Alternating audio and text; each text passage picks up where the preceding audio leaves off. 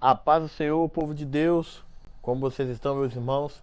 Aqui quem vos fala é o Arthur. Estou aqui juntamente com o Roger, irmão Roger, pastor Luiz Prestes, novamente nos dando o privilégio da sua presença. E hoje nós estaremos aqui com um assunto muito interessante para esse episódio: escatologia. Eita, agora. Se você é amante do estudo da escatologia, fique conosco. Deixe o seu like, deixe o seu comentário e vamos juntos mergulhar nessa aula de aprendizado com o mestre em escatologia, pastor Luiz Prestes. Amém. Essa aula vai ser muito interessante porque escatologia geralmente é um assunto muito comentado por muitos cristãos.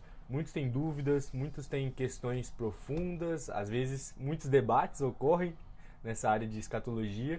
Então, com certeza vai ser uma bênção a gente ter um mestre aqui para falar mais sobre as visões que as pessoas têm sobre escatologia e dar para a gente um parâmetro maior, um entendimento melhor sobre o tema, né? Que é um tema muito importante para todos os cristãos. Amém? Amém. Pastor Luiz, estamos aqui para mais uma vez extrair muito conhecimento do Senhor. Para quem não sabe, pastor Luiz, ele é um mestre em escatologia. Ele tem feito vários e vários seminários aqui na nossa região com o tema sobre escatologia.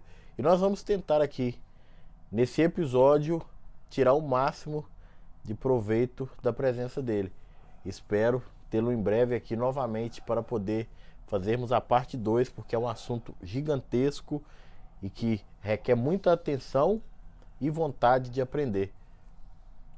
Cumprimente o nosso público, pastor. Cumprimentamos a todos o nosso dileto público do podcast Os Bereanos. Estão de parabéns pela fantástica, excepcional qualidade que cada um de vocês como equipe tem atribuído. Amém. Parabéns, irmão Arthur, irmão Roger, aos nossos irmãos ali que também estão assessorando. Não tenho palavras para externar minha gratidão a Deus pela vida de vocês e que vocês estão sendo um grande instrumento da parte de Deus para transmitir a essência de um evangelho que infelizmente hoje não está sendo pregado com seriedade, Exato. com pontualidade e sobretudo com exatidão. O assunto que agora estaremos nos introduzindo, ele é o assunto mais complexo da teologia.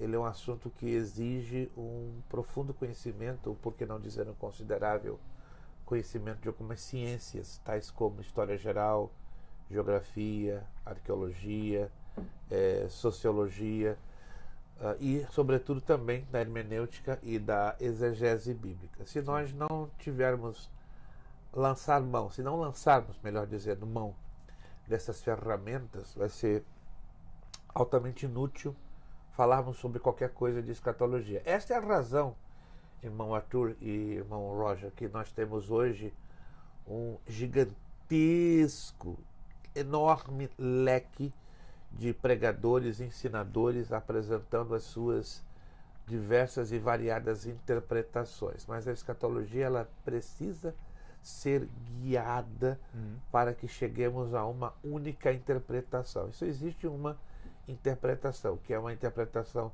sustentada, autêntica e legitimamente pela própria hermenêutica e a exegese bíblica. Se a gente não compreende esta realidade, então estamos, vamos dizer assim, batendo cabeça sobre um assunto que parece que nunca chega a ter um fim. Na verdade, estamos vivendo o período mais glorioso, se assim posso dizer, o período áureo do cumprimento de um grupo gigantesco de profecias que foram lançadas há mais de 4.000 anos. Eu estou nos caminhos do Senhor já há 55 anos, pela sua misericórdia, mas eu nunca na minha vida poderia imaginar que Deus me daria vida, me daria saúde para eu presenciar com os olhos que a terra não há de comer, claro, que eu vou participar do arrebatamento da igreja, assim creio, a menos que Deus me pregue uma péssima surpresa e me leve antes. Se me levar antes, eu continuo no lucro. Tá no céu. É outra coisa também que eu vou falar aqui que vai chocar alguns de vocês, né? Você passa a vida inteira se ensinando que nós vamos morar no céu. Uhum. E eu vou provar a vocês na Bíblia que nós não vamos morar no céu. Eita.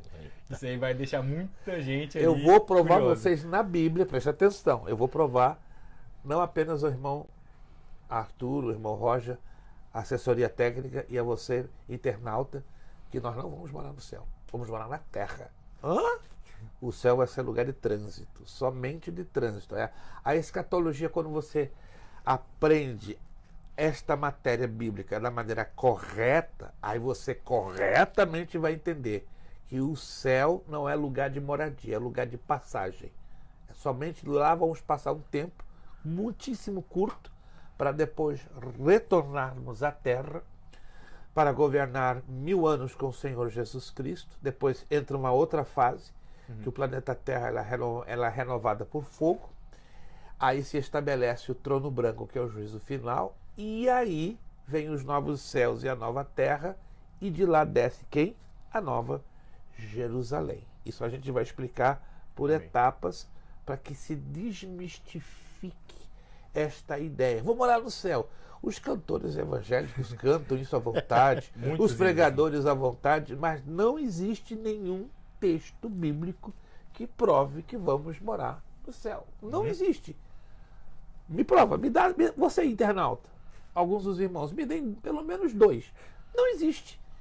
Pelo menos 2 textos que me mostrem com todas as letras. 1, 2, 3, 4, 5. E nós vamos morar no céu. Nós vamos passar. O céu vai ser lugar de trânsito. Nós vamos morar na terra. Não se escandalize, não. Eu vou passo a passo levar você a entender aqui, ó.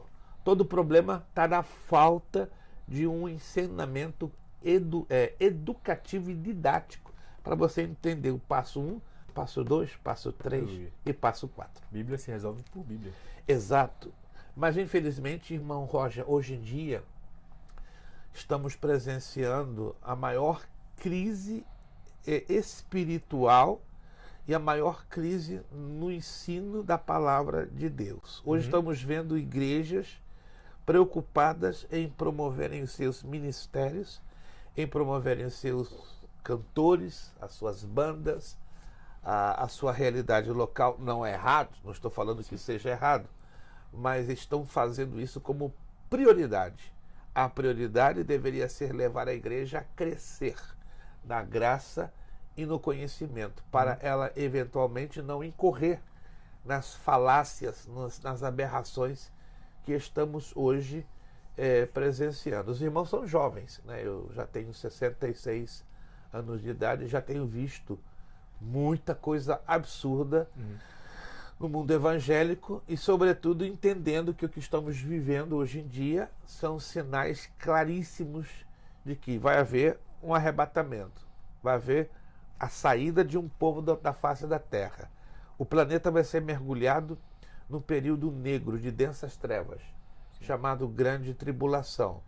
Satanás vai se levantar com uma fúria nunca antes vista, usando 2 homens debaixo da sua autoridade e do seu poder. E, consequentemente, esse planeta vai presenciar a maior destruição nunca antes já vista em toda a história, que será o período da Grande Tribulação, sobretudo a segunda etapa, que praticamente os que ficarem depois do arrebatamento, a possibilidade de sobrevivência é 1 em 10.000. Pois é, eu já tenho 2 questões nessa sua fala aí. Vamos lá. A primeira que eu tenho é que o senhor falou sobre as pessoas terem cada vez menos entendimento bíblico. E isso faz como se fosse um preparamento também para o arrebatamento. Yeah. O senhor concorda com essa visão também? Jesus profetizou com todas as letras, Mateus 24:12. E por multiplicar-se a iniquidade, o amor de quase todos se esfriará. Já tem uma outra versão de Almeida, que é Almeida século 21, ela traz uma declaração mais grosseira. E por multiplicar-se a iniquidade, o amor de todos, obrigado, o amor de todos se esfriará, ou de todos se esfriará. E isso nós estamos presenciando de uma maneira agressiva, de uma maneira definitivamente clara. E quanto mais o processo profético se avança, vemos duas coisas bem claras e bem definidas. Uma igreja totalmente indiferente, adormecida. Sim. E uma igreja que representa a minoria despertada, buscando a presença de Deus. Alguns interpretam como a parábola das 10 virgens. Eu dou uma interpretação tanto parcial, porque ali nós vemos 5 virgens prudentes e 5 virgens nécias. Sim. E aí a maioria dos pregadores utilizam que esse 5 seria 50% esperando e 50% não esperando. Vamos assim, eu olho pelo lado já agora do judaísmo. Sim. E não vejo desse jeito, né? Não porque eu vou usar agora a gematria ou a interpretação pela Torá. Ali nós vemos uma igreja definitivamente dividida, ou uma igreja que está esperando e uma igreja que não está esperando, mas a realidade é um pouco pior. Hoje, se eu fosse colocar em percentuais, não seria 50-50. Seria 70-30. 70 dos que não estão esperando e 30 somente dos que estão esperando. E é interessante ver isso também quando a gente vê Apocalipse, as cartas para as igrejas, a gente vê muito mais Cristo falando algo não é contra, vamos colocar como se fosse contra do que a favor, né? Então a gente vê isso também acontecendo já no livro de Apocalipse, com Jesus falando sobre as Interessante igrejas. essa sua abordagem, irmão Roger, porque a Bíblia trabalha em cima de vários princípios, e um deles chama-se analogismo. O que se chama o princípio do analogismo? São fatos que se repetem ao longo da história bíblica e que você tem que tomá-los como uma espécie de padrão. Que aquele padrão que aconteceu naquela época tem uma tendência de se repetir em outras épocas diferentes. 7 cartas Jesus dirigiu a 7 igrejas na Ásia Menor. Como o irmão Roger acabou de abordar, curiosamente, das 7, 5 são cartas exortativas, ou seja, apontando alguma falha, alguma deficiência, alguma debilidade da igreja. Só 2 que Jesus não diretamente as exorta e repreende, que é a da igreja dirigida a Filadélfia e a carta dirigida a Éfeso. Porém, se nós analisarmos a grosso modo, Éfeso, lá no finalzinho, recebe uma exortação sutil. Ah, mas algo falta em ti. O primeiro, amor. Nossa. Veja só, elogiou Éfeso, colocou Éfeso lá em cima, mas no que termina, né? Alguém que estava, quem sabe, lendo a carta, poxa, Jesus está levantando a nossa bola. Essa é boa, quero ir para lá. Está levantando a nossa bola. Mas ele lá no finalzinho, mas te falta algo. Falta algo. O primeiro amor. Filadélfia, ele não teve nenhuma reprovação, nenhuma exortação. Já as demais, todas reprovadas, exortadas. Isso, então, vamos tomar isso como um analogismo. Isto é um padrão que deve ser considerado em observarmos o comportamento da igreja. E isto, é claro, o escatologista Tim LaHaye, você pesquisa aí quem é Tim LaHaye, é um dos maiores escatologistas vivos hoje, e o pastor americano também, John Hagee. Eu os conheço pessoalmente, troco particularmente ideias com eles de 1 a 2 vezes por ano, visito a eles nas suas igrejas, são igrejas americanas enormes aqui nos Estados Unidos, e eles são de comum acordo que o arrebatamento da igreja vai contar com um número menor que possamos imaginar. O planeta Terra hoje é constado de 8 bilhões 780 milhões de habitantes. Colocar números é muito complicado, é impossível. Sim. Mas existe um texto que está em Mateus 22:14. Muitos são chamados, mas poucos os escolhidos.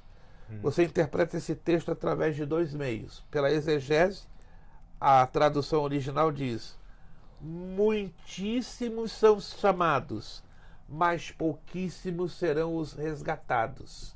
Essa é a tradução literal. Quando você usa a gematria, você descobre um número. E até hoje os escatologistas não entendem por que esse número está dentro das letras gregas desse versículo. E o somatório desses números, 2 bilhões. E aí? O que significa este número? Outros escatologistas se arriscam a dizer: será este o número dos arrebatados? Eu já não coloco essa afirmação, porque na escatologia você tem que ter o cuidado de fazer afirmações, deduções, especulações e conjecturas. Quando eu faço uma afirmação, eu faço com segurança dentro do texto e dentro das leis da hermenêutica e da exegese. Quando eu não tenho essa segurança, no máximo que eu chego é a dedução e uma cuidadosa especulação. Sim. E mesmo assim eu deixo bem claro, isso aqui é uma especulação, Uma ideia isso minha. aqui é uma dedução, mas nunca, jamais eu parto para uma afirmação. Então, nessa parte, eu vou especular. Poderia ser o número dos arrebatados? Poderia. Uhum. E se for? É um número muito pequeno, comparado a 8 bilhões e 780 milhões. Fora o que já teve. Fora o que já teve. E mais complicado fica que na segunda parte da tribulação vai ser o derramamento das 7 taças da ira de Deus. Quando você estuda o capítulo 7 ao capítulo 10 do Apocalipse, você vai descobrir algo interessante. A linguagem do Apocalipse não é como hoje conhecemos, que é a linguagem em percentuais, 10%, 25%, 50%, não. Se usa em partes. Metade, 3 partes, 4ª parte, 5ª parte, Sim. 6ª parte, porque essa é a linguagem da época usada pelo apóstolo João. Então, se você fizer um somatório ou uma combinação matemática dessas partes chamadas fracionais, então 75% da raça humana, supostamente, que sobreviveu ou que ficou depois do arrebatamento, ela seria destruída e só 25 sobreviveriam. Se for assim, então serão menos de 500 milhões de pessoas que poderiam estar sobrevivendo à tribulação ou à grande tribulação. Tudo isso é uma especulação. Claro. Não posso fazer isso de uma afirmação, mas a gente estudando os números e essas pistas, a conclusão é quase aproximada em chegarmos a deduzir, porém ainda não temos maneira de afirmar. Ok, pastor. O senhor falando aí sobre arrebatamento, tribulação, nós podemos entender que o senhor é um pré-tribulacionista, correto? Não, Não? O senhor não é um pré-tribulacionista. eu sou mid. Eita, nossa, é difícil, viu? Muito difícil achar alguém assim. Posso provar a vocês, biblicamente, que eu sou mid. Aliás, eu não. A Bíblia, ela é mid tribulacionista. Sim. Fica à Bom, vontade. vamos lá. Agora o negócio vai pegar. Os pós aí comentando. Pega a sua Bíblia. Você aí do outro lado do outro lado da telinha. Vamos lá. Pega a minha também. Pegar o celular Nós vamos lançar a mão de 4 textos. Esses textos, na maioria, irmão Arthur e irmão Roger e equipe técnica, e queridos internautas, ele é lido de forma isolada. Quando você pega textos de maneira isolada, você pode criar qualquer conjectura e defender a sua argumentação fácil. Sim. Quando você começa a combinar esses textos, o aspecto muda da água para o vinho. Sim. Porque aí você vai entender o que aquele evento está te ensinando. Esse é o nosso problema, na maioria das vezes, quando estamos aprendendo escatologia.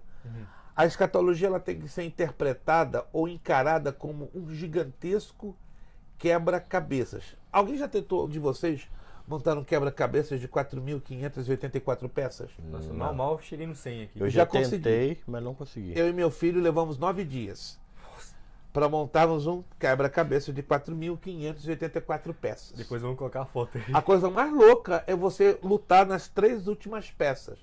Peças muito iguais para fechar ali, para fechar colar. Aquela ali deixava a gente desesperado.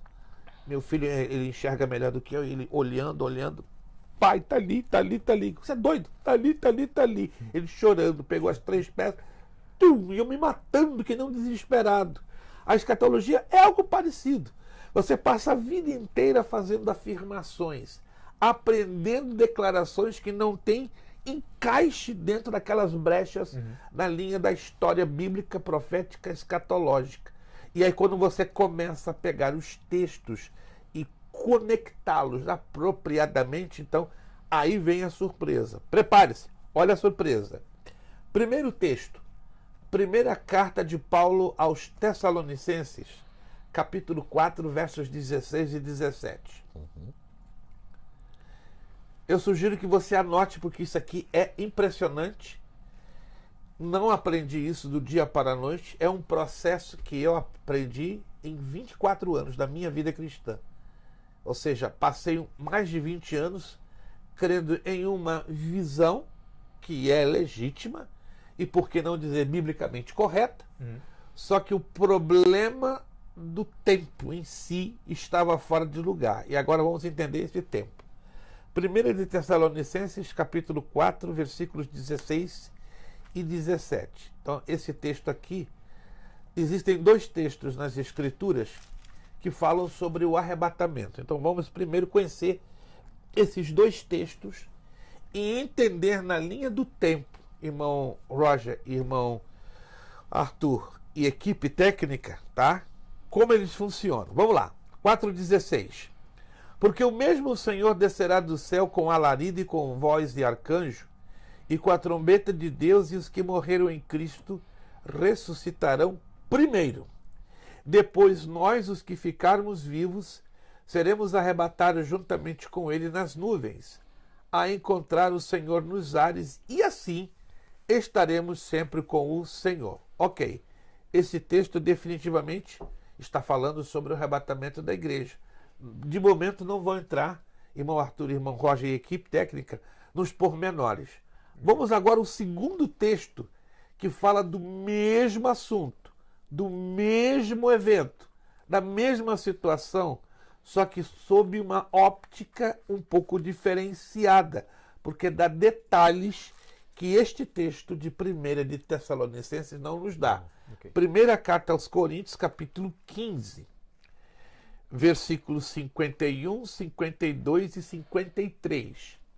Este é o segundo texto da Bíblia Sagrada que nos fala de alguns detalhes interessantes que Jesus tampouco os menciona nos evangelhos sobre o arrebatamento da igreja. Vamos lá, primeira carta aos Coríntios, capítulo 15, versículo 51. Eis aqui vos digo o mistério, na verdade nem todos dormiremos, mas todos seremos transformados. 52, no momento, no abrir e fechar de olhos, ante a última trombeta, porque a trombeta soará e os mortos ressuscitarão incorruptíveis, e nós seremos transformados. Porque convém que isto que é corruptível se revista da incorruptibilidade, e que isto que é mortal se revista da imortalidade.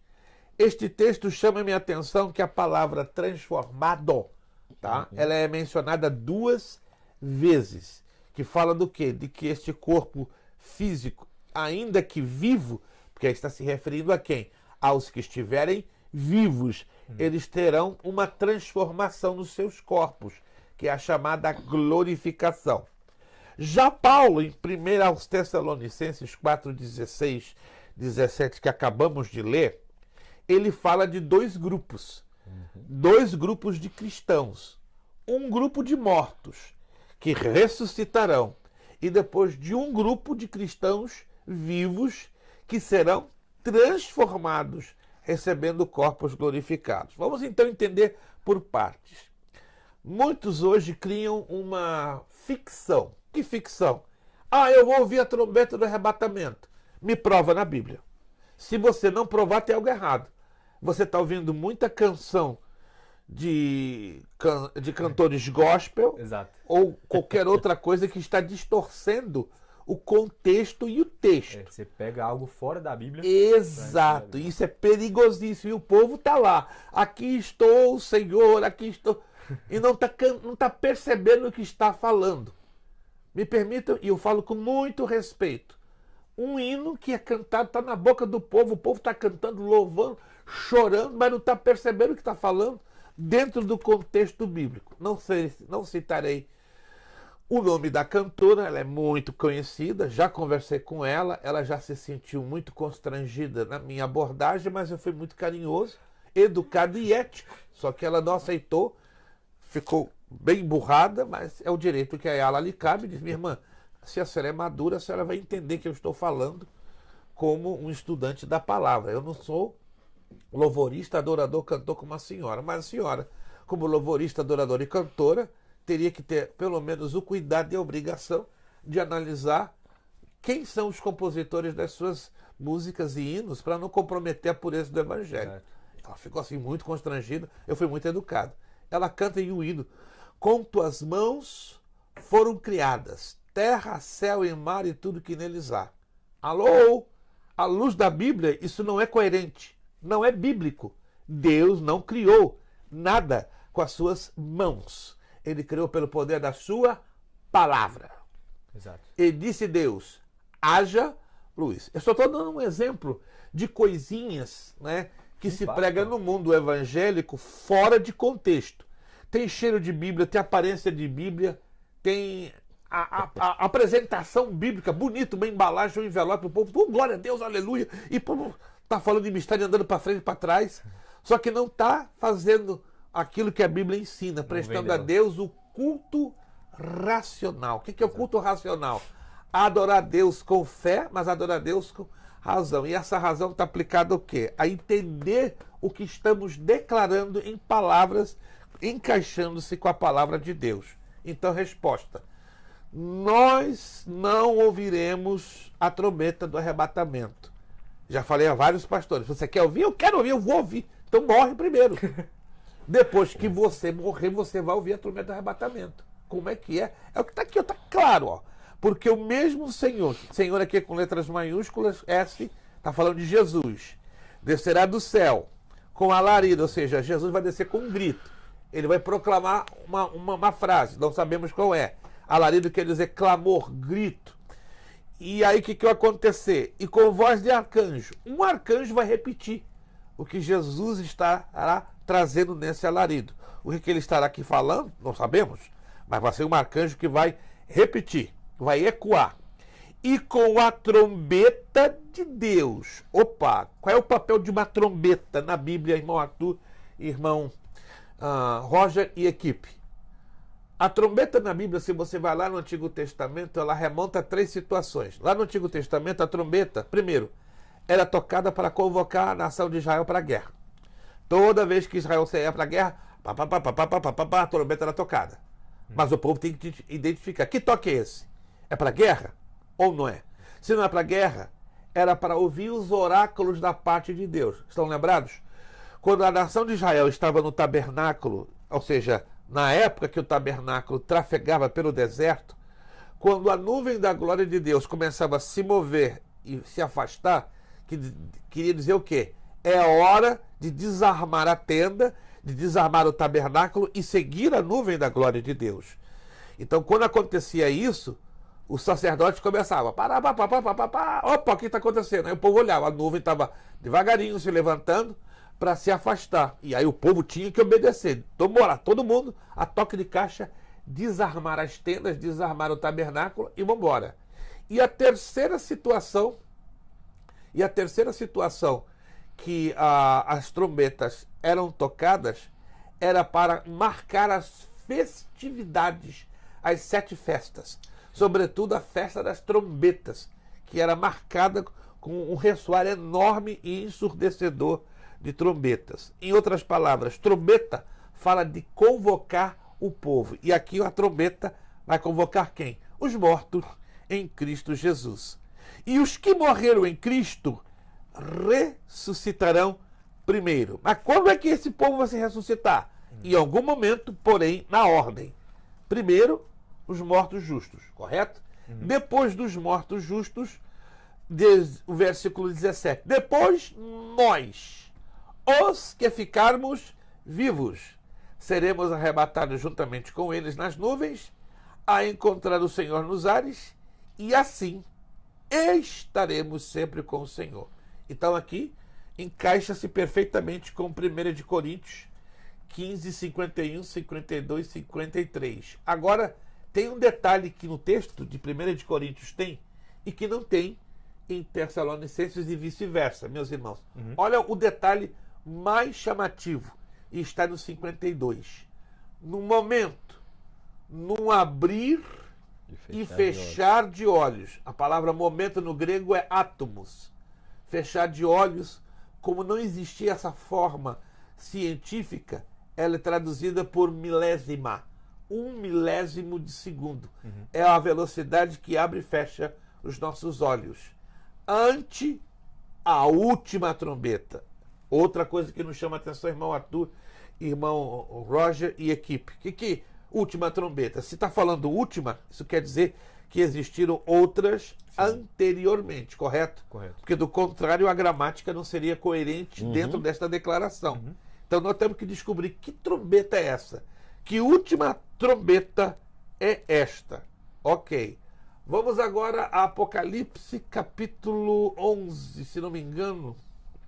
E olha, pastor, que interessante, porque a gente vê que um simples detalhe, trombeta, a pessoa canta errado, aprende errado, e isso muda muita coisa na visão dela. Apocalipse capítulo 11, versículo 15. De novo, vamos bater agora na palavra trombeta.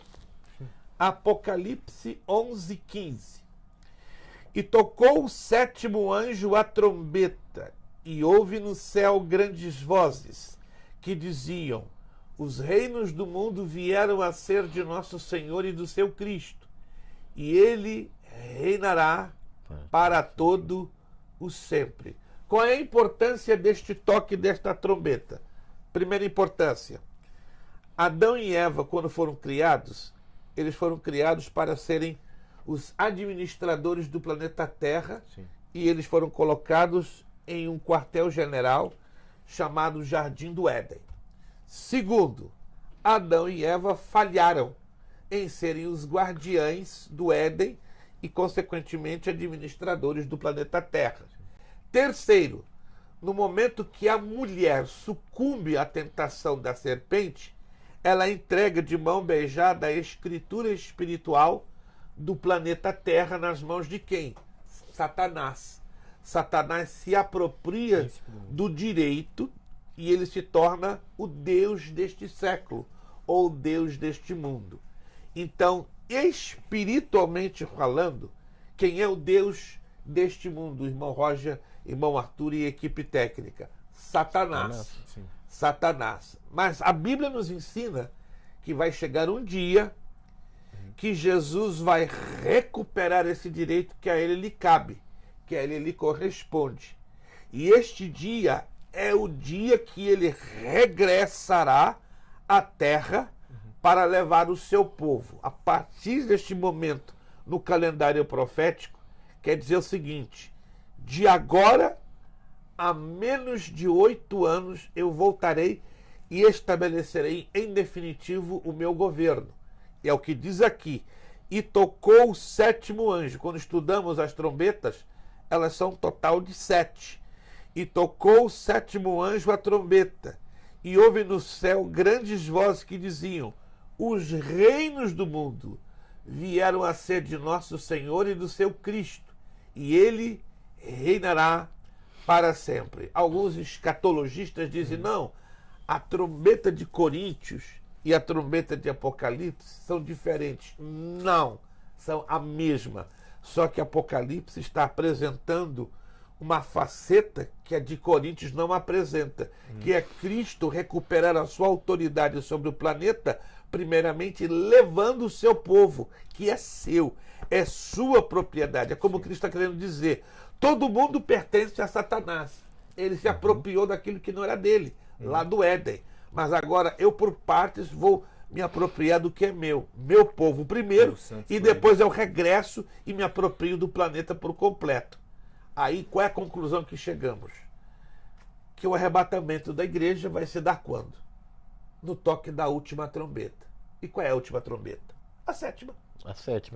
E essa trombeta aqui, no caso, não dá a entender que essa trombeta de Apocalipse 11, ela não seria no fim da grande tribulação? Não, no fim da primeira parte dos 3 anos e meio. Vamos entender que é o gráfico. Agora vamos para um gráfico. Sim. E deixando bem claro, meus irmãos, a gente está falando aqui de uma visão mid, só que a gente tem muitos outros irmãos aqui que creem no pré, creem no pós, e são visões escatológicas, né? Yeah. Então, essa questão não afeta a sua salvação. Tem pessoas que levam como se afetasse. Nós temos aqui um gráfico. Esse é um gráfico muito comum demais. É um gráfico super comum que mostra o arrebatamento aqui, a primeira parte da tribulação. Aqui está corretíssimo, preste atenção. A única incoerência bíblica, porque não bate com o texto bíblico, é aqui, ó. Primeiro veio o arrebatamento. Depois entra a primeira parte da tribulação. Os eventos da primeira parte da tribulação estão corretíssimos. Quais são? Os toques das 7 trombetas, a abertura dos 7 selos e o toque das 7 trombetas. Aí é interrompido pelo meio, ou seja, termina a primeira fase, entra a segunda fase da tribulação, aí são mais 3 anos e meio, só que aí é o derramamento das 7 taças da hereditariedade. Esse é o problema. A maioria do povo de Deus não é ensinado a entender a ordem dos fatos. Para piorar, irmão Arthur, irmão Roger e equipe técnica, para piorar, o texto grego que mostra os eventos que implicam a abertura dos 7 selos e o toque das 7 trombetas não apresentam os fatos de maneira linear. O que é maneira linear? Sequencial, como fosse assim. A questão dos 7 dias também. Isto. Aqui sim, o texto grego é claro, ele é linear. É uma taça, é a segunda, é a terceira e a quarta. Agora o texto grego, que é interessante, ele sugere a ideia que para cada toque, para cada abertura de um selo, um toque de uma trombeta. Abriu o primeiro selo, toca-se uma trombeta.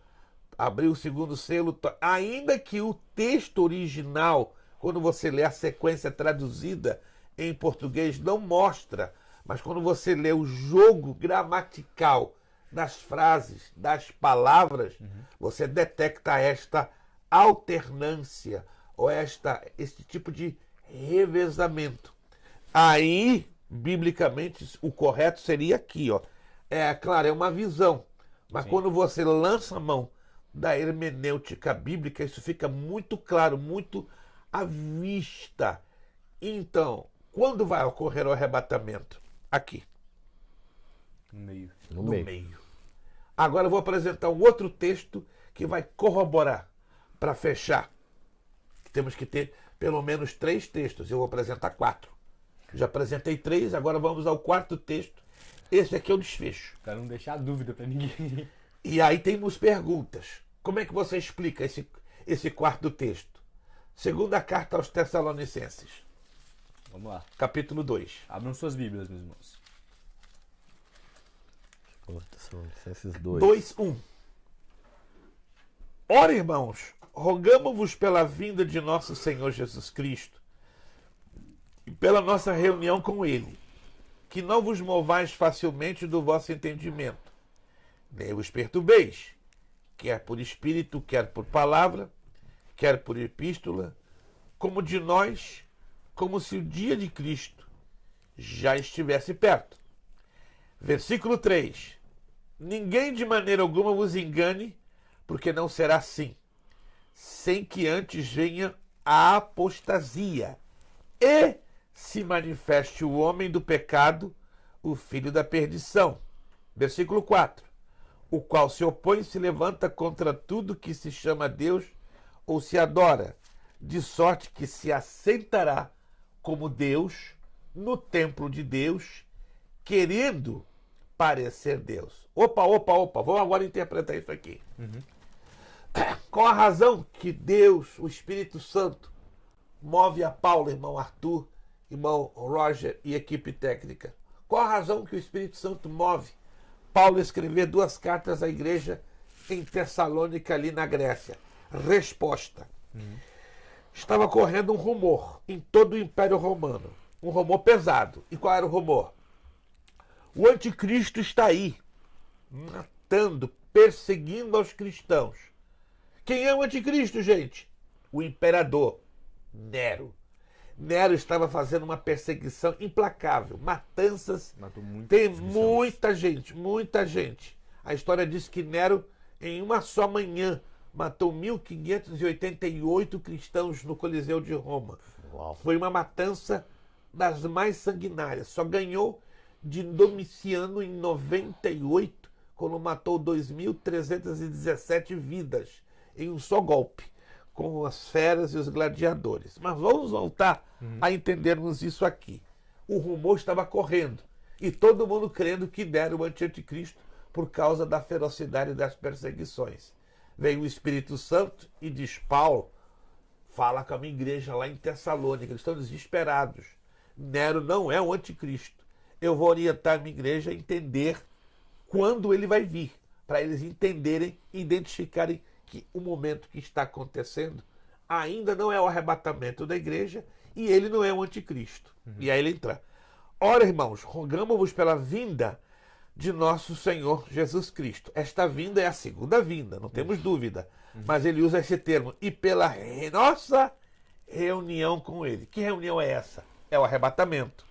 Versículo 2. Que não vos movais facilmente do vosso entendimento, nem vos perturbeis, quer por espírito, por palavra, quer por epístola, como de nós, como se o dia de Cristo estivesse já perto. Ou seja, estava todo mundo apavorado que Nero é o anticristo e que a igreja já tinha se retirado da terra e que a igreja já estava na tribulação. Sempre teve esse anseio, né? Exato. As pessoas, uma dúvida sobre a volta de Cristo já. Exato. Mas olha o versículo 3, irmão Arthur, irmão Roger e equipe. Ninguém de maneira alguma vos engane. Estamos sendo enganados. Sim. Porque não será assim. Ou seja, o arrebatamento não vai acontecer sem que antes ocorram dois fatos. E na ordem do tempo, qual é o primeiro fato? Venha a apostasia. E depois se manifeste o homem do pecado, o filho da perdição. O que é apostasia? A igreja recebendo de braços abertos o mundo. O mundo entrando de graça nas igrejas. Irmãos, tem igrejas hoje que você não sabe se é um inferninho, um cabaré ou um templo. Hoje está uma moda. Isso é moda, gente. Isso não é bíblico. Isso é moda. Pastor, o senhor é do tempo do onça, o senhor é cafona. Me digam que eu sou cafona, que eu sou velho, Negócio é ser bíblico. que eu sou tempo do onça.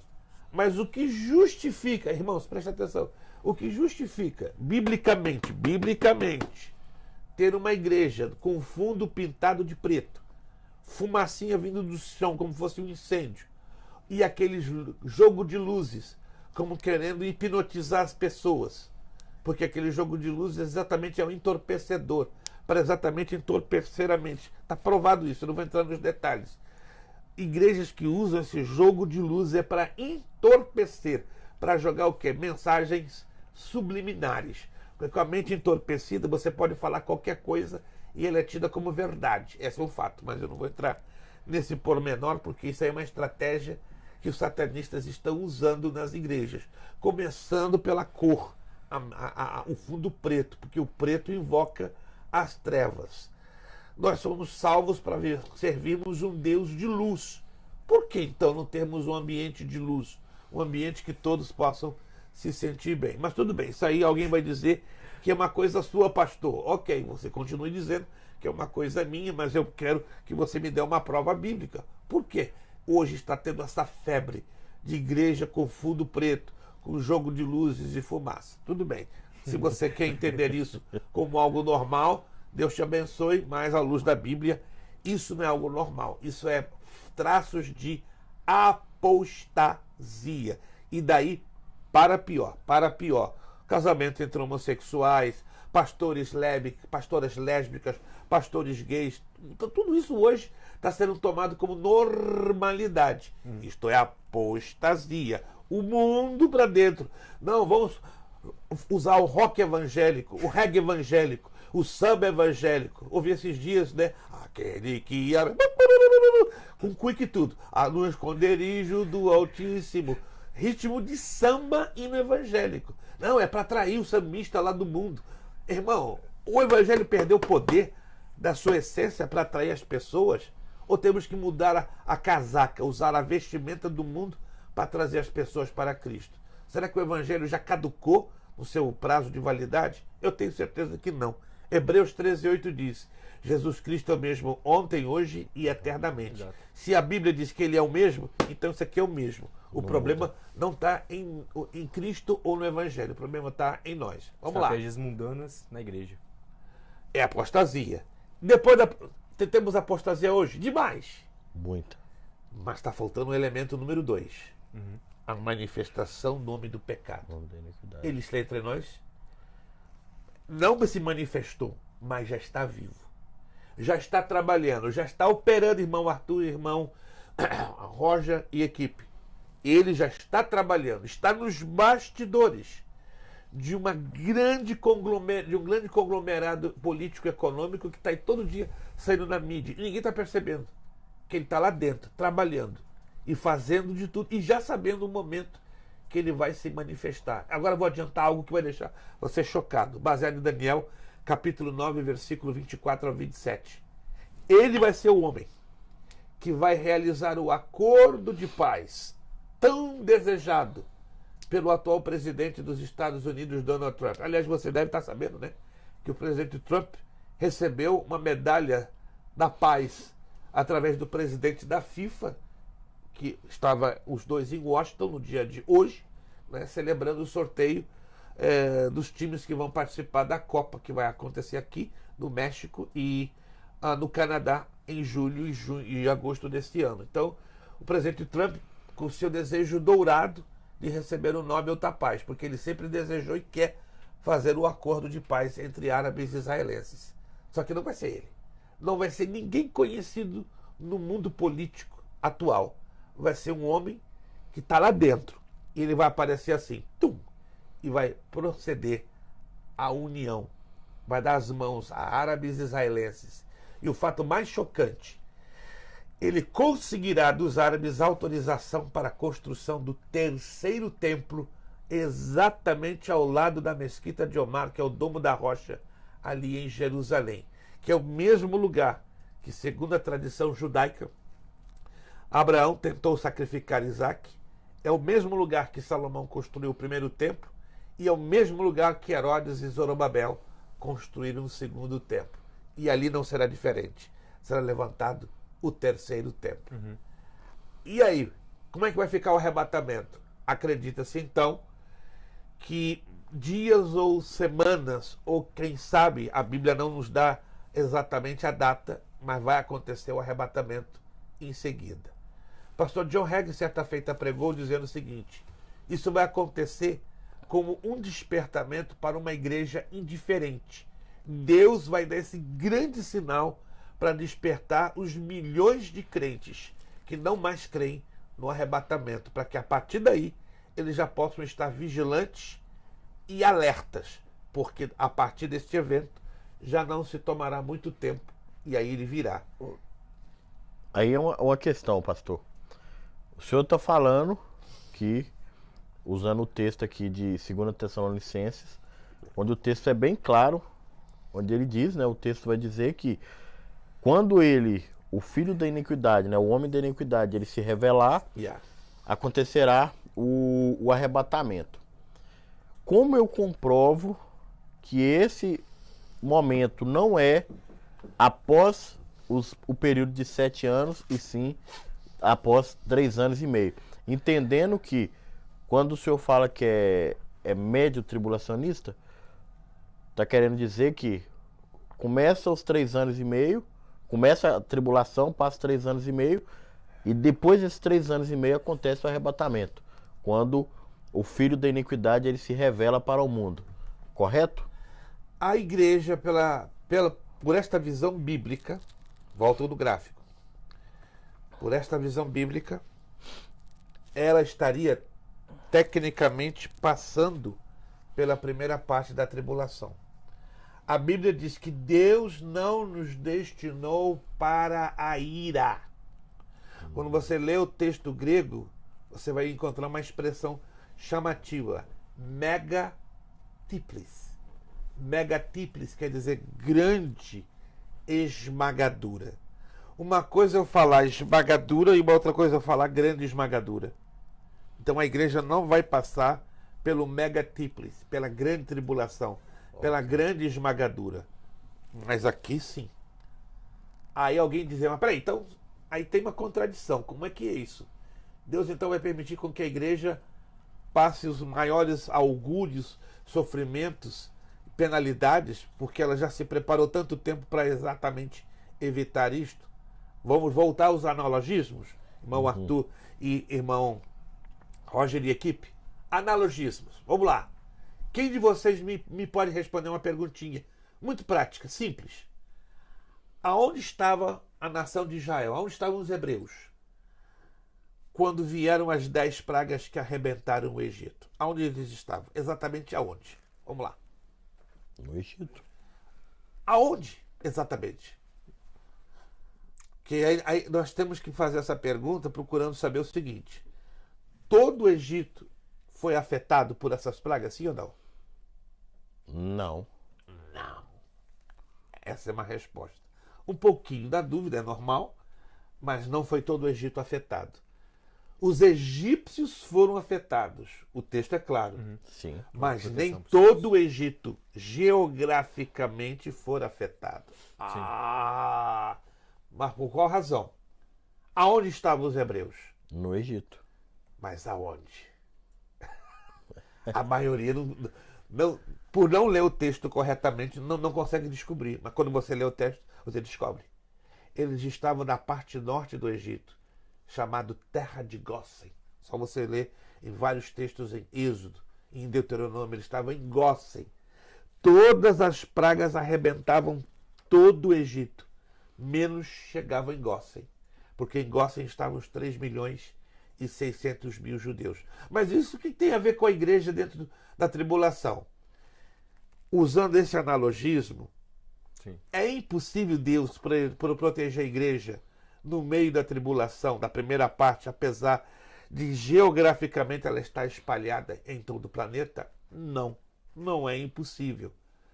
Há um texto em Malaquias que dá uma certa sustentação, que não é uma afirmação, mas é uma sustentação que valeria a pena avaliarmos. Está lá no último capítulo do livro do profeta Malaquias. Ele é bem interessante, né? Todo mundo prega Malaquias 3:10, mas estão se esquecendo de Malaquias, capítulo de número 4. Olha o que Malaquias, capítulo 4, nos diz. Amém. Malaquias, capítulo 4.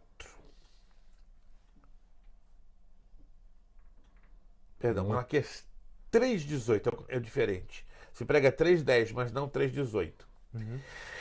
Então vereis outra vez a diferença entre o justo e o ímpio, entre o que serve e o que não serve. Mas como eu posso afirmar que isso se aplica à situação da igreja na tribulação? Só você ler os versículos anteriores. A situação de Israel naquela época da corrupção do sacerdócio estava muito parecida com a da igreja nos dias de hoje. Essa é a razão que Deus usou a Malaquias para dizer: olha, vocês sacerdotes estão corrompendo o meu povo, e o meu povo corrompido parou de dizimar, parou de ofertar. Então eu vou levantar uma nuvem de gafanhotos para acabar com a nação por causa da impiedade, da avareza, não é? da ambição desmedida de vocês, os sacerdotes. Mas vai chegar uma época na história, lá no futuro, que Deus vai deixar bem claro quem é quem, porque ele vai enviar uma tremenda tribulação, nada comparada ao que ele vai fazer hoje, arrebentando com toda a colheita de vocês. Se você pega Malaquias e vai a Joel, bate direitinho. Se você vai de Joel a Zacarias, se encaixa perfeitamente. Ou seja, podemos duvidar da possibilidade que Deus poderia, como guardou a Israel das 10 pragas, Deus poderia guardar também a igreja espalhada na face da terra da primeira parte da tribulação? Não, não é impossível. Para nós parece ser impossível, mas não para Deus. Isso apenas é uma dedução, não é uma afirmação. O versículo 2 do capítulo 4 também diz algo muito interessante. E é? Fala assim, mas para vocês que temem o meu nome, nascerá o sol da justiça, Yep, trazendo salvação nas suas asas. yep. Aqui está falando o quê? Que a igreja será preservada dos maiores flagelos que vão se abater sobre esse planeta. Quando você estuda detalhadamente a abertura dos 7 selos, das 7 trombetas e as 7 pragas que vão cair na Terra, a conclusão ela é única. A igreja não terá condições, ela não vai estar aqui na segunda parte da tribulação. Mas na primeira há uma grande possibilidade. Grande. Isso aqui tem que ser levado em consideração por causa da ordem dos fatos apresentados em 2 de Tessalonicenses. Ou seja, primeira apostasia, a manifestação do anticristo, o acordo de paz, a reconstrução do terceiro templo e daí, em questão de semanas, dias ou meses, a saída da igreja da terra. E aí entra a parte que o anticristo sacrifica uma porca no templo de Jerusalém, profana o santo dos santos, e aí começa a perseguição aos 144 mil judeus. Detalhe, até então, nessa primeira parte da tribulação, o evangelho do reino vai estar sendo pregado por 2 judeus, que são as 2 testemunhas de Apocalipse, capítulo 11. Ou seja, o evangelho do reino vai ser pregado em todo o período da tribulação. Só que na primeira metade, por 2 testemunhas, e na outra metade, pelos 144 mil. Acabei de descobrir, pastor, que eu cometi um erro gramatical. Qual? Eu falava que eu era pré-tribulacionista, mas eu sou tribulacionista. Desculpa, gente, ele estava errado. Mas eu tenho uma questão ali, que o senhor estava falando sobre os judeus, e essa é uma dúvida que eu poderia ter feito no primeiro podcast que você estava. Porém, eu deixei aqui para esse, porque eu achei que seria interessante também falar por aqui. Mas qual é a visão do judaísmo, né, sobre Apocalipse?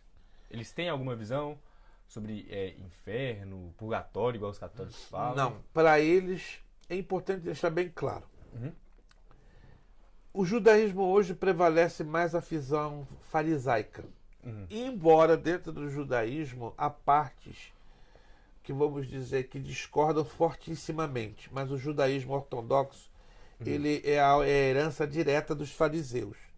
Nos tempos de Jesus haviam 3 linhas religiosas distintas: fariseus, saduceus e os essênios. Mas as 2 mais importantes eram os fariseus e os saduceus, totalmente opostas entre si. Só para vocês terem uma ideia. Os fariseus, eles eram legalistas, iam pela letra, perfeito? Acreditavam letra por letra, palavra por palavra, acreditavam na ressurreição dos mortos e na existência dos anjos e dos demônios e do próprio inferno. Por outro lado, os saduceus, irmão Roger, irmão Arthur e equipe, eles não acreditavam no céu, olha que coisa doida. Não acreditavam no inferno, não acreditavam em Satanás e nos demônios, e muito menos na ressurreição dos mortos. Mas é diferente demais isso aí. Super. Isso prevaleceu até a destruição de Jerusalém. Quando Jerusalém foi destruída pelos romanos no ano 70, os saduceus são pulverizados da face da terra. Deixam de existir, curiosamente. Entretanto, os fariseus seguiram e chegaram até os nossos dias. Então, a visão atual do judaísmo ortodoxo, ela é mística. Por que mística? Eles não conseguem entender que Deus vai expor o planeta Terra ao juízo de tamanhas proporções. Vai permitir, sim, uma quantidade de tragédias que vão culminar com o retorno do Messias. Olha que interessante. Eles creem definitivamente no retorno do Messias, não na pessoa de Jesus Cristo, mas aquele que vai restaurar a sorte de Israel. Agora, olhando na palavra de Deus, o livro do profeta Zacarias, de todos os profetas do Antigo Testamento, é o que melhor coloca a visão da transformação da nação de Israel. Lá em Zacarias, capítulo 12, Zacarias, capítulo 12, versículo 7 em diante. Olha o que diz Zacarias, capítulo 12, versículo 7. E o Senhor primeiramente salvará as tendas de Judá, para que a glória da casa de Davi e a glória dos habitantes de Jerusalém não sejam exaltadas acima de Judá. Naquele dia o Senhor amparará os habitantes de Jerusalém e os que dentre eles tropeçar. Naquele dia será como Davi, e a casa de Davi será como Deus, como o anjo do Senhor diante deles. E acontecerá naquele dia que procurarei destruir todas as nações que vierem contra Jerusalém. Que episódio é este? É a batalha do Armagedon. 22 nações árabes, 8 nações do Extremo Oriente, um total de 30, em mais de 600 milhões de soldados, dos quais 250 só da China, estarão no Vale do Meguido, ou Vale do Armagedon, sitiando a nação de Israel para destruir, sobretudo, Jerusalém. Okay. A mídia mundial vai estar lá, todos vão estar lá, CNN, BBC de Londres, Globo News, Band News, o que você imaginar vai estar lá. Aqui ao vivo, Jerusalém. Estamos presenciando a destruição da nação de Israel. É impossível Israel sobreviver ao assédio de 600 milhões de soldados. Temos 30 nações representadas que estão dispostas a desferir o golpe mortal. E aí a pergunta que se faz: quem vai dar o primeiro míssil? Quem vai lançar o primeiro tiro? De repente, ouve-se um estrondo. Bom, não de aqui de baixo, mas lá de cima. Esse estrondo fará com que todas as câmeras de televisão se voltem lá para o céu, lá para o alto. Aí se cumprirá o que está escrito em Apocalipse, capítulo 1. Vai estar ao vivo e a cores, todo o planeta por via satélite. Vai ser a notícia do momento, o furo jornalístico mais impressionante, depois da Guerra do Golfo, em 1991, quando os Estados Unidos e os aliados entraram no Iraque para arrebentar com Saddam Hussein, e aquela guerra foi televisionada ao vivo para todo o planeta. Será então esta a Batalha do Armagedon. Mas depois que ouvirem esse estrondo, as câmeras colocaram lá para cima. E o que eles vão ver? Uma grande nuvem cintilante, brilhosa. E sai dali quem? Um homem montado sobre um cavalo branco, sua perna nua exposta e escrito em hebraico: Verbo de Deus, Palavra de Deus. E atrás dele um exército de homens e mulheres vestidos com linho branco fino e resplandecente.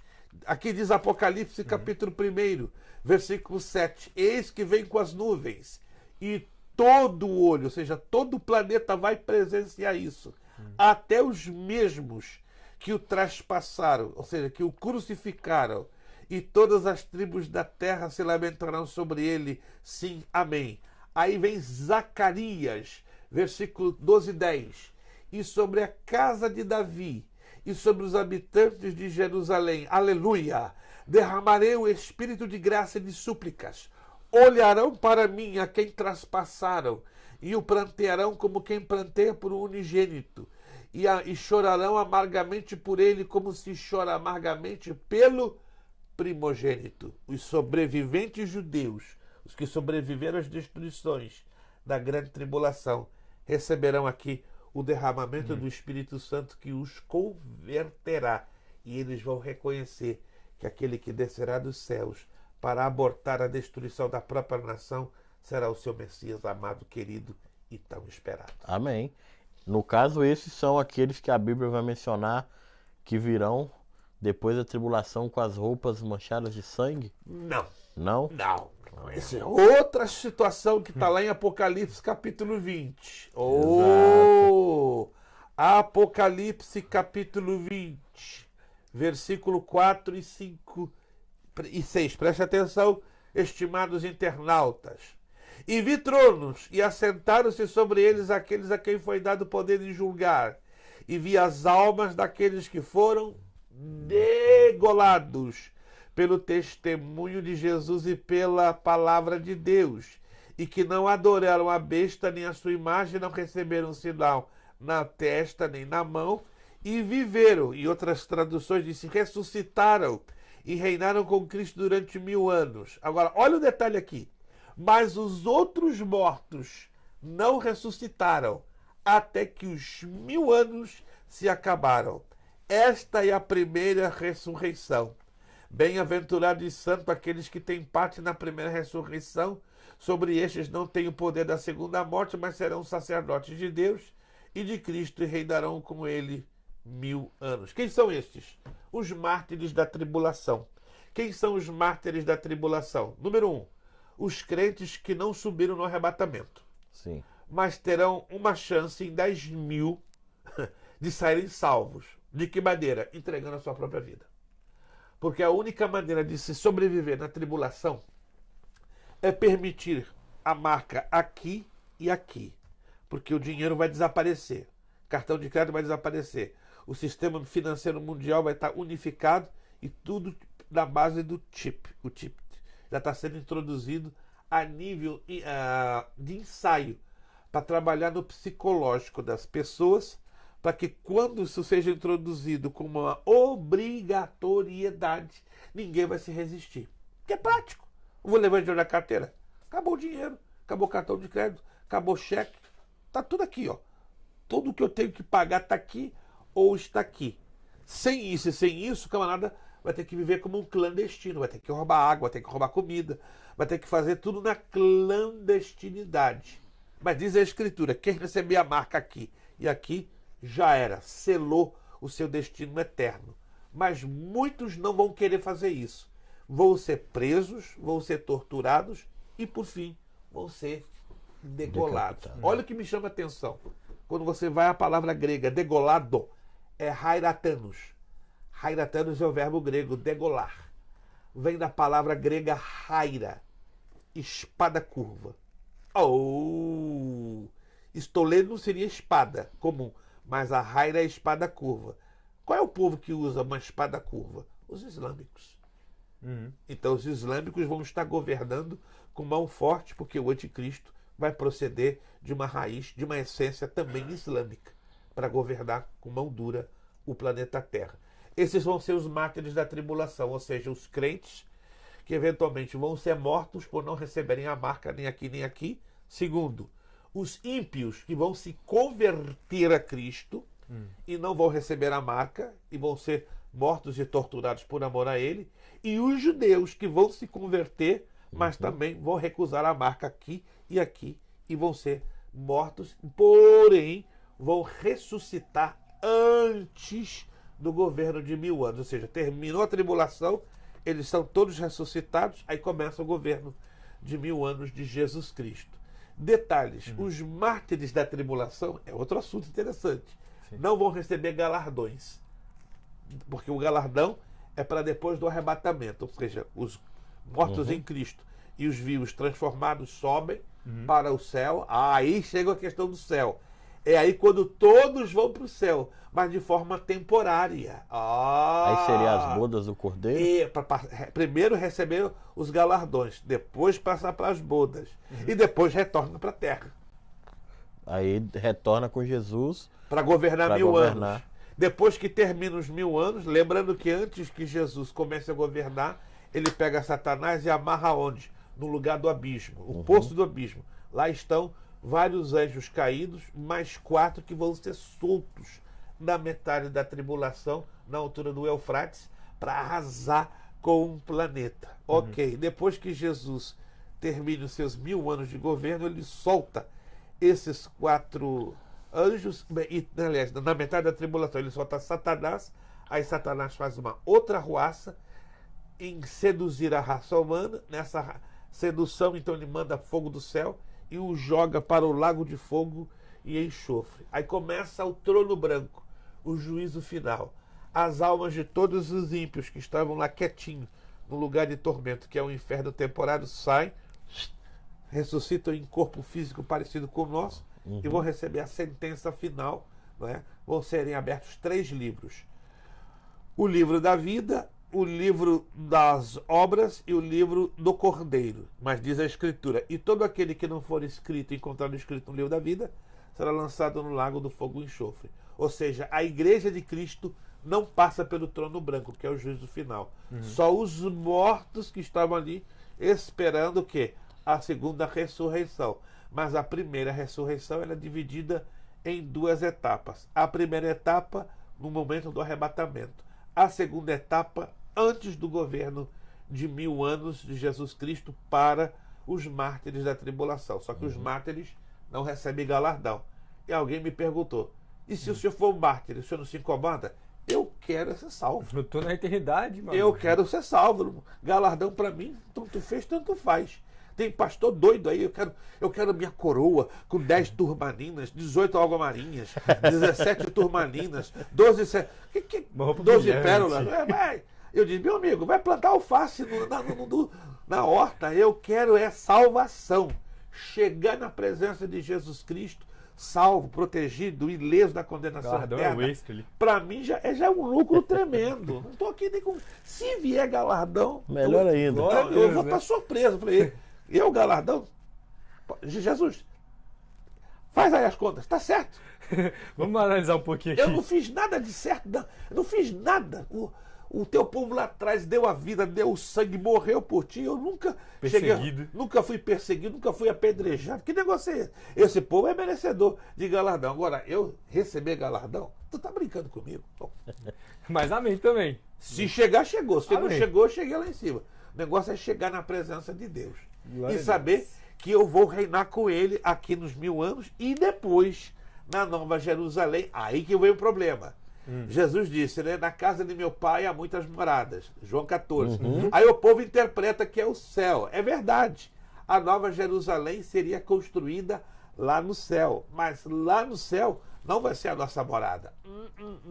Ela vai descer. Apocalipse capítulo 21 e capítulo 22. O detalhe é que, de acordo com Filipenses 3:20, a igreja, só a igreja, porque ela vai estar com corpos glorificados, será o único povo que terá acesso à Nova Jerusalém, que vai estar flutuando em cima da Jerusalém terrenal no governo de 1000 anos. Está lá, está claro. Quando Jesus governar 1000 anos, está lá. Jerusalém vai ser a capital do planeta Terra. E em cima dessa Jerusalém vai estar Nova, flutuando, com a nuvem da sua glória. Aí depois do final dos 1000 anos e do trono branco, ela desce. Aí ela desce na terra. Aí acaba o mar, acaba o dia, acaba a noite, só fica um dia eterno. Aí a igreja vai habitar dentro da Nova Jerusalém. E é na terra. E a Nova Jerusalém desce para a terra. Exatamente. Então essa de morar no céu não funciona. Biblicamente, o céu é lugar de passagem, não de moradia. Aleluia. Mas eu estava falando sobre a questão dos judeus e o senhor me falou algo que eu não sei se eu entendi errado. Aí eu só queria esclarecer também, para talvez se alguém aqui ouviu, pensou do mesmo jeito que eu, e se estiver errado, né, o senhor já esclarece pra gente. No caso, os judeus, eles acreditavam antes no inferno? De uma certa forma, sim. A prova disso está em Lucas capítulo 16, versículo 21 em diante, a parábola do rico e do Lázaro. Ali, nesta parábola, Jesus explica com todas as letras que o mundo espiritual, antes da sua morte e ressurreição, era constituído por 2 setores. Sim. Seio de Abraão, lugar de tormentos. Sim. Seio de Abraão iriam todas as almas que morreram na esperança do Messias lá no Antigo Testamento. Okay. Já o lugar de tormentos é o contrário, morriam as almas dos ímpios, daqueles que rejeitaram o Messias, que rejeitaram a revelação da Escritura. Então esse é o lugar de tormentos. Muito próximo um do outro, né? Como fala na... Porém, um grande intransponível abismo, que não tinha como dar acesso de um para o outro. Perfeito. Quando Jesus morre, lá a primeira carta de Pedro, capítulo 2, se eu não me trai a memória, versículo 4, diz que ele desce às profundezas da terra para pregar aos espíritos em prisão. Quem são esses que Jesus desceu nas profundezas da terra? Os espíritos que estavam no lugar de tormentos. Mas por quê? Jesus chega lá, vocês estão aqui porque a lei e os profetas foram pregados para vocês. E vocês me rejeitaram. porque vai de encontro ao que o rico aqui fala. Vamos lá em Lucas capítulo 16, isso aqui é bem interessante. Lucas capítulo 16. Lucas 16. capítulo 16. Versículo 27. E disse-lhe: rogo-te, pois, ó pai, que mandes à casa de meu pai, porque eu tenho 5 irmãos, para que lhes dê testemunho, a fim de que não venham também para este lugar de tormento. Versículo 29. Disse-lhe Abraão: eles têm Moisés e os profetas, ouça-nos. E disse ele: não, Abraão, meu pai, mas se alguém dos mortos fosse ter com eles, arrepender-se-iam. Porém, Abraão lhe disse: se não ouvem a Moisés e aos profetas, tampouco acreditarão, ainda que algum dos mortos ressuscite. Por isso que Jesus desceu para dizer: vocês estão aqui porque mereceram, porque vocês escolheram a rejeitar a lei e os profetas.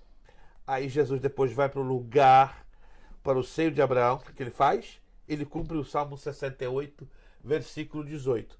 Tomou cativo o cativeiro, levou para o alto e deu dons aos homens. Isso acontece?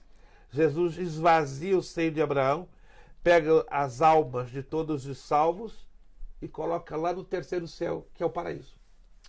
Então, hoje o salvo, quando morre, ele não desce, ele sobe direto para o paraíso. Já o ímpio, quando morre, continua descendo para o lugar de tormentos, que é o chamado Sheol ou Hades, que é o inferno temporário. Outra coisa, irmãos Arthur e Roger, que fica muito na confusão na cabeça das pessoas, que a Bíblia fala de 3 infernos. Mas um já não é o bastante. Mas a Bíblia fala de 3. Sim. Fala do Hades e o Sheol, que é este que eu acabei de me referir. Fala do Tártaro, que é o fundo do abismo, aonde estão esses espíritos caídos, ou anjos caídos, que lutaram lá com Lúcifer para derrubar Deus do seu trono. E o Geena, que na perspectiva humana ainda não foi criado, Sim. que é o lago de fogo e enxofre. Que vai ser inaugurado pelo Satanás.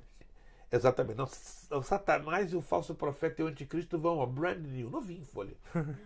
Eles vão ter o privilégio, eles vão fazer. Não. Vai abrir, né? Chave de ouro aí. Não, chave de ouro, tá aqui, ó. É de vocês são os primeiros habitantes. Aí depois. Toma essa honra aí. Aí depois vem um grupo violento, né? Que vão ser aqueles que vão sair lá do trono branco já sentenciados para. Agora, o detalhe que mais chama atenção: nem Satanás, nem esses anjos malignos ou caídos, nem as pessoas que caírem no Geena, no lugar que é o inferno final, elas vão morrer.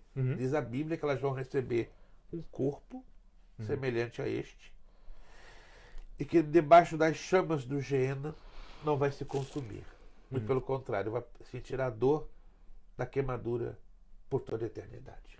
Então, o judaísmo, os judeus hoje, eles pegaram um pouco sobre a questão dos saduceus? Pegaram, sim. Isto.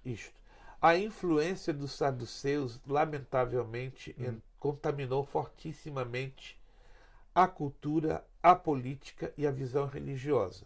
Vou dar uma prova histórica. Você vai lá em Lucas capítulo 3, versículo 3 ou 2, e vai ler algo interessante. Eu quero ler para não ficar nas minhas palavras. Amém. Isso aqui é a prova da influência dos saduceus. Uma influência perniciosa e maldosa. Importante ver o tamanho da influência de uma heresia na vida de crentes, na vida dos judeus. Lucas capítulo 3, versículo 2. 3:2. Sendo Anás e Caifás sumos sacerdotes, veio no deserto a palavra de Deus a João, filho de Zacarias. Aqui temos um problema. E a maioria lê esse texto e não encontra o problema. Mas o problema está aqui, está claro. Se você lê e estuda a Bíblia, vai entender que aqui temos um grande problema. E qual é o grande problema? Versículo 2, repito. Sendo Anás e Caifás sumos sacerdotes, vem no deserto a palavra de Deus a João, filho de Zacarias. Qual é o grande problema que tem aqui? O sacerdote já não estava mais com a palavra. Não. Tem um problema, que é bem maior. Eita. Vamos lá. Tem 2 sumos sacerdotes. E pela lei de Moisés não poderia ter 2, teria que ter um só. Genial. E o mais interessante, se você pesquisa a fundo, só Anás era da tribo de Levi, mas Caifás não era. Nossa, uma corrupção completa. Então. Completa do sacerdócio. E essa corrupção se estendeu tanto que eles, fisicamente falando, os saduceus foram exterminados com a destruição de Jerusalém, mas a doutrina perniciosa, peçonhenta, passou para várias igrejas da Ásia Menor. Acredita-se que a igreja de Pérgamo, não é? Que é chamado também o berço dos Nicolaitas, tenha recebido a influência perniciosa dos saduceus. Hoje o judaísmo está 100% escorado em cima dos fariseus ou do farisaísmo. Amém. Só lembrando, né, pastor, que para ser sacerdote, o quão isso é importante, o sacerdote ele precisava vir da tribo De Levi. de Levi, da Levi. descendência de Arão. Exatamente. Exatamente. Coisa que o anticristo vai conseguir corromper, né? Vai levantar sacerdotes segundo a hierarquia que ele vai estabelecer, ou seja, o espírito saduceu está muito forte no meio do judaísmo ortodoxo. Ele vai ser muito dominante no governo do anticristo e vai ser o cumprimento de muitas profecias do Antigo Testamento falando sobre a corrupção do sacerdócio. Curiosamente, Oséias, Zacarias, Malaquias, Abacuque e Amós falam sobre essas profecias que são pouco estudadas, mas apontando para a corrupção religiosa no período da Grande Tribulação. Amém. Já estamos aqui partindo para o final. Eu só queria deixar uma questão que o senhor falou sobre 3 infernos. Exato. Em Apocalipse 20:14, a Bíblia diz: então a morte e o inferno foram lançados no lago de fogo. Yeah. Que inferno é esse que foi lançado no lago de fogo? O atual. O Hades, o Geena. O Hades, o Geena. A morte está se referindo ao abismo, está se referindo ao Tártaro, que é o local onde estão os anjos caídos. Então ele vai pegar a morte, ou seja, ele vai pegar o Tártaro e vai pegar o inferno, o Hades, que é o atual lugar de tormentos, e vai jogar dentro do Geena. Na nossa cabeça, a coisa mais doida, não faz sentido. Mas ele, para erradicar o mal, ele vai eliminar o mal pela raiz. Jesus fala 96 vezes sobre o inferno nos 4 evangelhos, e só 21 vezes ele fala da eternidade com ele. Por que Jesus decidiu falar tão pouco sobre a eternidade com ele e tanto do inferno? Porque é o lugar que ele não quer que nenhum de nós, como cristãos, venhamos a passar a eternidade. Ele quer que passemos a eternidade com ele e não no inferno. Amém. Questões teológicas muito interessantes que a gente aprendeu aqui hoje. A gente viu mais e eu espero ouvir mais do senhor depois, porque realmente é muito assuntos, muitas questões que a gente ainda poderia falar sobre, mas a gente quer que ele revolte mais vezes, então a gente vai deixar isso para a parte 2. A escatologia, meus irmãos Arthur, Roger e equipe, é o assunto mais complexo da teologia e do saber divino humano. Né? Alguém diz, né? Dá pano para manga? Não, nem para bata de batismo dá. É muita coisa, porque uma coisa está ligada com a outra, tem dezenas, centenas de ramificações. Exato. E na medida que você vai entrando em cada aspecto, as coisas vão ficando mais claras, mais conhecidas e bem mais objetivas. Eu quero concluir dizendo, para chamar a atenção, poucas pessoas sabem que nas Escrituras existem 6 profecias falando sobre a situação que hoje Israel está vivendo ali na faixa de Gaza. E a mais impactante está dentro de Sofonias, capítulo 2, do versículo 1 ao versículo 7. Ali diz com precisão cirúrgica todo o desenrolar desta estranha guerra que tem ceifado milhares de vidas. Mas está tudo ali em detalhes.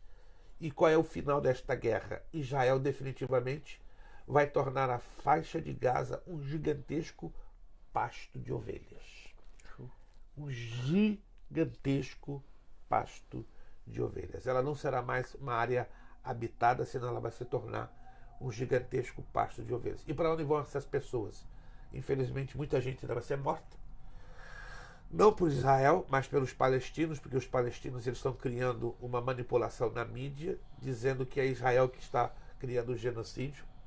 mas eles manipulam na mídia de tal maneira, querendo colocar como Israel, como aqueles que estão perpetrando esta matança.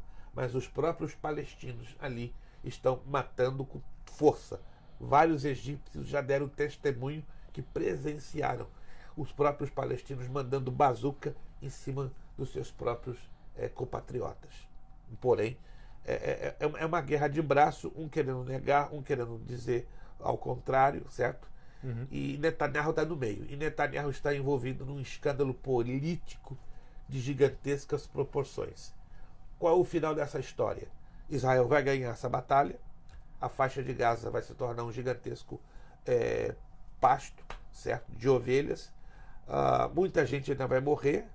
O Egito vai fortalecer suas relações com Israel. Os Estados Unidos vai romper relações com Israel, vai dar as costas para Israel. Em contrapartida, os Estados Unidos vai naufragar política, econômica, socialmente falando, e vai ficar isolado do planeta Terra. Exatamente como a Bíblia mostra, com todos os detalhes. O contexto da União Europeia vai ficar bem mais forte para dar força ao governo do anticristo levantar, e a potência Estados Unidos da América vai naufragar vergonhosamente. Se vai acontecer isso de maneira completa no governo do presidente Trump, ainda não se sabe. Mas uma coisa eu tenho absoluta certeza: o governo Trump está provando que esta nação já está no buraco. E o próximo presidente americano vai encontrar esta nação em frangalhos e não terá tempo de se envolver em defender Israel ou se preocupar em colocar a América no contexto internacional. Com isso, a América fica plenamente neutralizada, preocupada em levantar-se das cinzas, e aí se levanta a União Europeia e o anticristo com seu poderio. Que assunto incrível, e que a gente com certeza quer ouvir muito mais sobre. A gente ganha muito conhecimento aqui também com esse podcast, a gente escuta muito, aprende muitas coisas. É uma honra ter ouvido tudo isso desse podcast. Aliás, se você não viu também o nosso primeiro podcast que a gente teve com o pastor Luiz, vai no canal, você vai achar o 3º episódio. Você pode procurar aí que você vai encontrar, vai ter 2 partes. E você vai aprender muito sobre o judaísmo, que a gente falou um pouco aqui, mas ele falou muito mais nesse vídeo, ok? Nessa live que a gente teve. Então vocês vão lá, assistam, conferem, para vocês entenderem mais sobre o judaísmo, sobre os judeus, sobre a atualidade hoje dos judeus, e que eu sei que com certeza vai abrir muito a sua mente sobre também o cristianismo também. Então, acho que vai ser muito interessante se vocês acompanharem também esse episódio. Muito obrigado a vocês que participaram hoje. A gente também tem mais um anúncio também, que é sobre os nossos patrocinadores. A gente gostaria de deixar um agradecimento particular para a Glorify, que a Glorify é uma livraria gospel que a gente que é situada aqui em Denver, Connecticut, dos Estados Unidos. Então, caso você more aqui por perto, ou você mora aqui nos Estados Unidos, eles vão ter vários conteúdos, vão ter envios para todos os estados, envio para todos os Estados Unidos.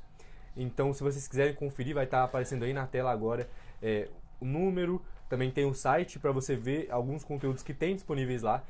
São materiais cristãos muito interessantes, coisas que realmente vão edificar muito a sua vida, caso você quiser se aprofundar mais nas escrituras. Então, caso você quiser ver, vá lá, entre no site da Glorify. Você vai ter o número também do pastor Onofre, que é o dono da Glorify, que está cada vez mais buscando e entregando conhecimento para os nossos irmãos. Então, muito obrigado ao nosso patrocinador, que Deus abençoe a vida, e que vocês, se tiverem a oportunidade, vá lá dar uma conferida no site para vocês verem o que tem disponível, e se caso for da sua vontade se aprofundar mais, entre lá e compre. A gente também tem a empresa do nosso irmão Arthur, que é o patrocinador da Adonai Express. Então, se você também quiser explicar um pouco sobre da Adonai Express, que é da sua área. A Adonai Express é uma empresa de transportes aqui no norte dos Estados Unidos. Se você precisa transportar o seu carro, se você quer enviar, vendeu e quer enviar para algum lugar, vamos deixar o telefone de contato do meu irmão aqui na descrição. Você entra em contato com ele, que ele vai te atender e resolver o seu problema, ok? Agradeço a todos que participaram a todos que assistiram, que tiraram o tempo aí para assistir. Compartilhe o link, curta, deixe o seu comentário. Vamos engajar o vídeo, vamos nos ajudar a espalhar esse conteúdo para que mais pessoas tenham acesso. Esse assunto de escatologia é um assunto muito gostoso. Espero que o pastor possa retornar em breve aqui. E quando ele voltar, nós vamos fazer uma live de 3 horas, 4 horas. Vamos extrair mais um pouco do conhecimento que está aqui, ó, na mente do pastor. Vai ser bênção. Ok? Muito obrigado, pastor, mais uma vez, pela sua colaboração, pela sua ajuda aqui conosco e por nos trazer tanto conhecimento neste dia. Que Deus continue lhe abençoando. O honrado sou eu, irmão Arthur, irmão Roger. Amei conhecer a vocês e, sobretudo, esse trabalho tão sério, esse projeto tão, vamos dizer assim, substancioso e robusto. A minha oração é que a boa mão de Deus continue com cada um de vocês. Amém. Tudo que vocês coloquem as mãos, segundo Deuteronômio 28:8, vocês possam prosperar rica e abundantemente. E que através os Bereanos Podcast vocês possam alcançar muitas almas para o Senhor Jesus Cristo, levando-as aos seus pés e fortalecendo aquelas que estão fracas, né? As ovelhas fracas que falam em Ezequiel capítulo 34. Que Deus continue riquissimamente abençoando a cada um de vocês, e no que estiver ao nosso dispor e possibilidades, aqui estamos humildemente para colocar o nosso grãozinho de areia. Eu não fiz nada menos que colocar só um grãozinho de areia. Quem sabe no outro podcast eu consigo colocar metade de um grão de areia, mas hoje eu só consegui um, né? O próximo, possivelmente, eu vou colocar só a metade. Nossa, um grão de areia já mudou muita coisa na minha mente agora. Que bênção. Então, muito obrigado a todos que assistiram a live. Continue conosco. Vamos trazer cada vez mais conteúdos bíblicos, que esse é o foco do canal. Conteúdos bíblicos, verdadeiros, centralizados na palavra, porque queremos que vocês conheçam cada vez mais o profundo, porque essa palavra ela salva, ela cura, ela transforma. Então, muito obrigado a vocês que ouviram, que vocês possam rever novamente, porque tem muitos pontos que a gente precisa rever para entender melhor, porque é um assunto complicado, complexo, mas com certeza, se vocês entenderem, se vocês buscarem a mais, vai mudar muitas coisas do seu dia a dia também, da nossa fé. Muito obrigado a vocês, continue conosco e Deus abençoe a vida dos nossos irmãos, a vida do pastor. Amém. Até a próxima, meus irmãos. Fiquem com Deus. Deus abençoe vocês.